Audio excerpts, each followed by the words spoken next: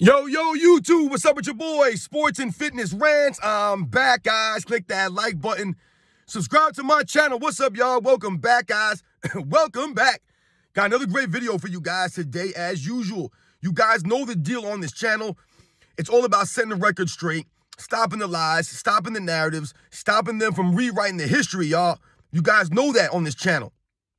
And in this video, we're going to speak about something I touched on in the live stream the other day. I mentioned about how these players are standing on the shoulders of giants. I talked about that. I mentioned that, right? And in this video, that's what we're going to talk about how can the players today be so great if the players in the past were not great? Because that's what they want you to believe.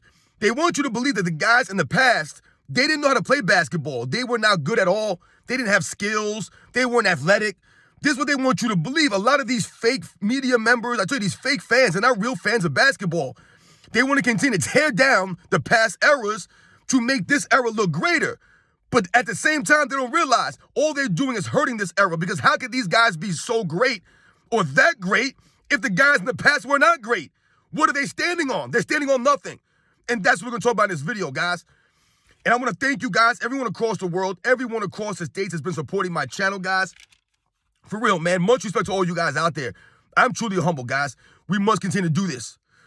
And you guys know what to do. Turn the volume all the way up. Hit that play button. Remember, these videos are for educational purposes. And let's roll. Excuse me, guys. So yes, guys, like I said, man, I touched on this in the live stream the other day, right? When I told you guys that, it's a saying, right? You've heard people say in different kinds of fields, right? I was standing on the shoulders of giants, right? You've heard this saying before, and it applies to the NBA. And it applies to how, these current players, the current media members, right? These fake fans of today's era talk about the past eras. So what must they do? What have I told you guys on this channel? They must always tear down the past eras to make this era appear to be that great. But at the same time, they don't realize all they're doing is hurting this era by doing that. Because what that does, or what that tells me, is that if you have to tear down the previous eras to make this era look better or to look great, then that means that this era cannot stand on its own merit. It can't stand on its own. And this is what we're always alluding to, guys, when we talk about this era's weak. This era's not popular like the past eras, right? The game is not as balanced as it was in past eras, right? So the popularity has gone down, right? The true basketball fans do not appreciate what's going on in the NBA right now. They do not appreciate this style of basketball. They don't. And they can call us all heads all they want. All we are when they call us all heads, all they're doing is exposing the fact that they're not true basketball fans, and we are. To me, that seems to be the difference here whenever they call us all heads. We respect and appreciate balanced basketball, offense, defense, right? Guys hustling, guys carrying themselves with integrity and honor, showing a love of the game, respecting the fans, right? Showing up to work. We value those things. These guys call us all heads for that, because all they value is guys just chucking up shots, playing for the individualism, right? Individuality is all it's about now. No one cares about winning. No one cares about showing to work every day, carrying themselves with any kind of integrity. No one cares about these things anymore. So they'll load manage, they'll flop around. Like I said, they'll throw the fans out of the arenas. They don't respect the fans, and they don't play for a love of the game. They're only playing for the money and the status, the fame. So when I tell you guys, how can the players of this era be that great if the previous eras were not great? Because, guys, when we talk about standing on the shoulders of giants, what I'm alluding to is the pioneers of NBA's history, the George Mikens, right? The Jumpin' Joe Folks, the Bob Pettits, the Bill Russells, the Will Chamberlains, the Nate Thurmans, the Willis Reeds, the George Gervins, the Pistol Petes, right? The Elgin Baylors, the Jerry West, the Oscar Robertsons. These guys are pioneers. They're literally the first to do these things. When you think about someone like an Elgin Baylor, and I'm going to do a video on Elgin Baylor probably either today or tomorrow, one of these days coming up. But when you think about someone like an Elgin Baylor, who's probably one of the most underrated superstars in the history of the game, guys, this man was known for being like the first Dr. J. This is what Elgin Baylor was. This is what he was. Dr. J himself even said, I loved watching Elgin Baylor because I wanted to go outside and emulate the things that he was doing. That's what Dr. J said about Elgin Baylor. And we all know what Dr. J meant to a lot of people, man. Guys like Michael Jordan, right? I told you, we don't get Michael Jordan without Dr. J. We don't get Dr. J without Elgin Baylor. You see what I'm saying, guys? This is the progression, standing on the shoulders of giants. So essentially, Dr. J was standing on Elgin Baylor's shoulders, right? Improving what Elgin Baylor did. What he showed Dr. J was possible on the basketball court. And Michael Jordan stood on the shoulders of Dr. J. Kobe Bryant standing on the shoulders of Michael Jordan, and so forth and so on. That's the way it's supposed to go. You do not tear down Elgin Baylor to put Dr. J there and say, well, Elgin Baylor was nothing, man. He was nobody, man. Dr. J, man, he was really playing against real NBA players. Elgin Baylor playing against nobody. I never remember hearing anyone say this nonsense. I never remember them paying, oh, look at these guys. They couldn't dribble. They couldn't do this. Never that. Never heard that before. Those guys were legit all-time greats. They were legit basketball players that played for a love of the game. They didn't get all the money. They didn't get all the fame. Once again, these guys are forgotten. But once again, this is what I'm telling you guys. Standing on the shoulders of giants, the people who laid the foundation for you to improve upon. You know, one of the things I remember Michael Jordan, or I remember him always saying about past eras, is that I'm like an artist, he said. We're like an artist. And what my job to do is to improve upon the painting that was already there from the previous eras. So what Elgin Baylor painted, what Dr. J painted, all these greats, Michael Jordan was an artist, and he came and added his own touch to the painting, the mural that is the NBA's history. But now, all of a sudden, over the last 10 years, they want to tear the mural down and then just start painting from when? 2016? This is when the NBA started to become good. This is when these guys became skilled and were better athletes.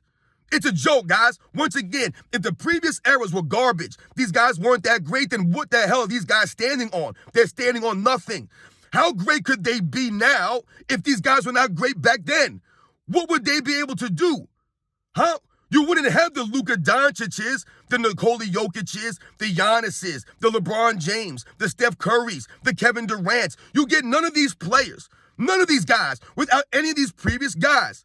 Without an Arvydas Sabonis, a Drazen Petrovic, a Dirk Nowitzki, right? Without some of these guys paving the way, the Michael Jordans. That's the history, y'all. Right? Where's the NBA without Dr. J and Larry Bird and Magic Johnson, Kareem Abdul-Jabbar? Where's the NBA? There is no NBA, guys. The NBA would literally not be in existence if it wasn't for those previous eras. So if they want to tear those eras down and say they weren't that great, it doesn't add up. Because if the eras weren't great, the NBA wouldn't be around. Think about it. If Magic Johnson and Larry Bird, right, did not galvanize the nation and get people to watch the games, popularize the game, then there would be no NBA if Michael Jordan didn't come in and do what he did and play the way that he played, like I said, and carry himself with the integrity, right? And get people to want to do those things. Where would the NBA be today? It would not be global. You would not get all these foreign international players. You would not. So once again, the eras of today, the era of today would be nowhere without the previous eras, guys, standing on the shoulders of giants. Where are the big men today? The big men that we saw all throughout NBA's history, starting all the way back with the George Mikens and the Bob Pettits, right? The Bill Russells, the Will Chamberlains, right? The Dolph Shays. All these guys laying out the foundation, the Willis Reeds, the Nate Thurmans. Where would the NBA be today without those big men? Then you have the Kareem Abdul-Jabbars coming in, right? The Bill Waltons. Where would the NBA be today? Right? We think about the great big men that came after these guys, the Moses Malones, the Hakeem Olajuwons, the Patrick Ewings, the David Robinsons. These guys are only in existence because of the previous great men, big men that played before them, the previous greats that laid out the foundation, that showed them what was possible. Remember, man, I always remember these guys talking about these things, man. You remember hearing Allen Iverson saying his Hall of Fame speech, right? He said, Michael Jordan showed me the vision. He gave me the vision to know what was possible, what you could accomplish, what you could be on the basketball court. Michael Jordan gave people that feeling. People thought that they could fly. Michael Jordan really gave people this idea that you could fly. He said, yeah, maybe it's only for a couple of seconds, but it's still flying. That was Michael Jordan. He would not have had that vision without Dr. J. And Dr. J does not have the vision without Elgin Baylor. We think about Oscar Robertson, right? And people always talking about the triple doubles over the last several years. Triple double this, triple double that. And I told you guys, when I was growing up watching basketball in the 80s and the 90s, no one even talked about these things like that. A triple double was not some great feat that no one really focused on. Magic Johnson was getting triple doubles all the time, but no one focused on these things because they were just stats. The stats did not matter like that. They were important, but it wasn't the end all be all. It was winning. It was still winning. Winning was still the highest, guys, on the list. But when you think about someone like an Oscar Robertson, guys, I'm talking about these guys are pioneers, right? They're laying the foundation out. Oscar Robertson was the first player to average a triple-double in a season, right? The first player to do this. But no one really talked about these things in the 80s and the 90s. When Magic Johnson was getting all these triple-doubles, no one really talked about the triple-doubles and hyped them up like that. But then what happened all those years later when Russell Westbrook started to get triple-doubles and LeBron James was getting triple-doubles? All these guys started getting triple-doubles in that stat-happy era, right? And then all of a sudden now the triple-double became a thing. Russell Westbrook literally won an MVP because he averaged a triple-double in a season. Meanwhile, when Oscar Robertson did that, the first person to ever do this, he didn't win an MVP. He did not win the MVP. And you guys all remember that MVP race was out of control. You had Bill Russell going crazy. You had Will Chamberlain averaging like 50 points and 20 rebounds. And they didn't even win the MVPs. So when we talk about something as simple as a triple-double, and we think about Oscar Robertson, he's the pioneer of these things. When people talk down on guys like Bob Cousy, I always bring up Bob Cousy because he always gets trashed, man, from the old-time videos. When people bring up Bob Cousy, I always told you guys what?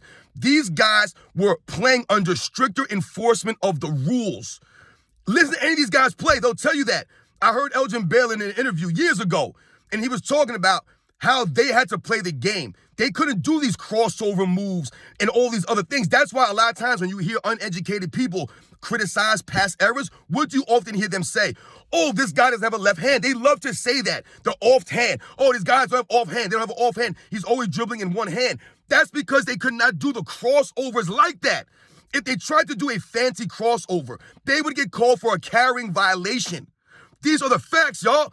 This is why they dribbled in one hand most of the time, and they had to keep their hand on top of the ball. Once again, I challenge any fool who believes these guys were not skilled to attempt to play a basketball game while really playing under the strictness of the rules. Hand on top of the ball. Let me see how well you can dribble the basketball. Pistol Pete Maravich. I told you I did a video a couple of weeks about Pistol Pete Maravich. This man was doing all kinds of drills that to this day players can't do. Players can't do what Pistol Pete Maravich was doing in the 60s and the 70s, guys.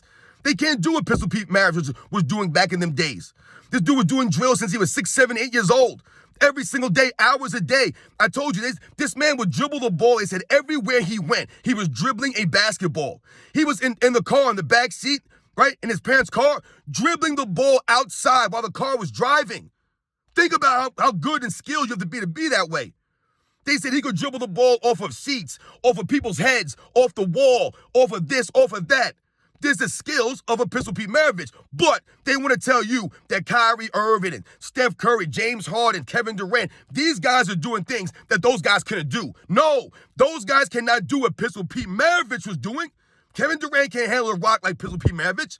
He can't. James Harden, no, he can't, guys, without manipulating the rules and manipulating the ball. Go watch film of Pistol Pete Maravich and see where his hand is when he's dribbling his ball. Go see how he passes the basketball. Very few people can pass the ball with such flair and accuracy of a Pistol Pete Maravich, guys. But they want you guys to believe these guys had no skills. They had no athleticism, none of this stuff. They were not even good at basketball. They were plumbers and taxi cab drivers and construction workers and all these things, man. Once again, they must lower those guys down to lift this era. Remember, those guys were the pioneers. They're the giants that the shoulders of the giant shoulders that these guys are standing on. Without these guys showing these guys what you were able to do, right? What was possible out there on the basketball court. Where would the NBA be, guys? Where would it be? If these guys were just chucking up threes or playing some whack game of basketball, whack brand of basketball, the NBA would not be in existence today, guys. It would not be. If the way the NBA is right now was back in the day, it wouldn't have made it because it wouldn't have been popular enough to continue. It would not have. It wouldn't have garnered the population of the fans, the people like that. But what happened was you had different players that could attract different fan bases, different fans. So you could be a fan of Bill Russell, or you could be a fan of Bob Pettit, or Oscar Robertson, or Elgin Baylor, or Jerry West, or Wilt Chamberlain, right? You could be a fan of some of these guys, or a hard worker like a Nate Thurman. These are the things that you could do, all different kinds of games, right? And then you go into the 70s, it's the same thing. When you have guys like Kareem Abdul-Jabbar coming in now, right? Learning from the guys who came before him, the Bill Russells, the Wilt Chamberlains, right? You have Kareem coming now. You have the Rick Barrys. You have the John Havliceks in the 70s, right? The Dave Cowens, right? The Bill Waltons, right? The Dr. J's, the Moses Malones coming in, right? And then it goes into the 80s with Magic Johnson, Larry Bird, Isaiah Thomas, right? You guys know the deal here, man. Michael Jordan coming in, Hakeem Olajuwon, Charles Barkley, Karl Malone, John Stockton, Patrick Ewing. These guys are coming in. And it rolled right into the 90s, guys, and right into the 2000s. Everyone was standing on the shoulders of the previous eras, right? And this is what the all-time greats said they wanted to do, improve upon what the players before them did. And that's what happened. They improved upon what these guys did in the 60s, in the 70s, in the 80s, in the 90s. They improved upon these things, right? Or they added to it. They did not take away. But what we've had over the last 10 seasons now is that they've taken away from the NBA. They have not added to the NBA. That painting I was telling you guys about that Michael Jordan said he wanted to add his own touch to, these guys have not done that. They've taken away from the NBA, guys. They've taken away from it. All it is now is a three-point contest, a lot of one-on-one basketball. It's all about the individual, where before it was more team-oriented, right? These guys abused everything that was laid out before them. I told you the power that Michael Jordan, his era, left these guys, right? They've abused it now. They abused it. They've taken advantage of it. Now all it is about the money. All it is now is about the fame, right? All it is about the endorsements. It's all about the brand now. It's not about the love of the game. They don't respect the fans anymore. Nobody wants to play every day. Damn that. So you guys know the deal, man, on this channel. We must continue to set the record straight, guys, and hold these guys to the standard of the all-time greats. This is the standard I'm telling you guys about. We have to hold them to the standard of the previous eras because those are the guys who came before them. They cannot be that great now if those guys were not great. The facts of the matter is those guys were great, which allowed the NBA to be successful all these years, guys. You're telling me the NBA is only around today because those guys were crappy? Because the game was terrible? Because these guys didn't know how to play basketball. Think about how that sounds. Sounds idiotic. The game went global in the 90s. Why? Because these guys were garbage? Because they didn't know how to play. Because they weren't that great. The 92 Dream Team was a bunch of bums. Look at the reaction of the people in the other countries when they went there. You're telling me they had that reaction, they got that kind of love because the game wasn't great. They weren't skilled. They weren't great athletes.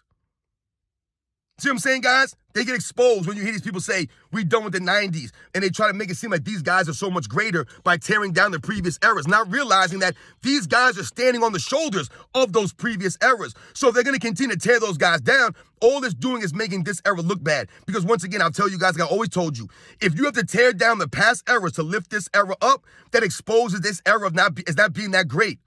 Because they cannot stand on their own resumes, their own merit. Right? When we hear these LeBron James fans, what do they always do? The Nick Wrights, the Shannon Sharps, they immediately start tearing down whatever the argument is. They tear it down with lies, narratives, so they can make LeBron James look better. Instead of pumping up LeBron James and all of the guys of his era through their own resumes, through their own merits, through what they did in their eras, they can't do that. They must continue to tear down the past eras so that these guys look greater. Oh, those guys weren't even that great. They couldn't do this. They couldn't dribble with two hands. Meanwhile, these guys can't even run. They can't jump. These guys can't even play 82 games. They can't even play 70 games. They can't play no defense. They get fans thrown out of the stands. None of these guys have any post-up games, right? I can argue these guys can't dribble because, once again, they're carrying the ball all over the court. I'll argue that these guys are not greater athletes. They're not greater athletes. They're definitely not tougher. They're not more durable than the athletes of previous eras. I told you, they don't make men like they used to because there's not really a bunch of men playing in the NBA anymore. Most of these guys are not men. They're not men. They're boys in men's bodies, but they're boys. Their mentality is of children. This is why they play the victim mentality in the NBA. Everyone's a victim now. You ever notice that? Everyone's a victim. Everyone needs an excuse made for them. That's a child. A child is always a victim, right? Oh, the child's always crying because something. It's always against him. It's a child who always needs excuses made for him because he doesn't know any better. This is what we're dealing with in the NBA. These guys are 6'8", 6'9". That's why they're in the NBA. They don't have the mentality of a grown-up. They don't. And this is why we don't respect a lot of these guys. They haven't earned the respect or they've lost the respect of the true basketball fan. Remember, guys, they're standing on the shoulders of the greats that came before them, of the giants that came before them. And these guys are not living up to that standard. And this is where they get exposed. And this is why we're here, guys, to hold them to that standard and to set the record straight. You guys know the deal, man. I'll catch you guys on the next one.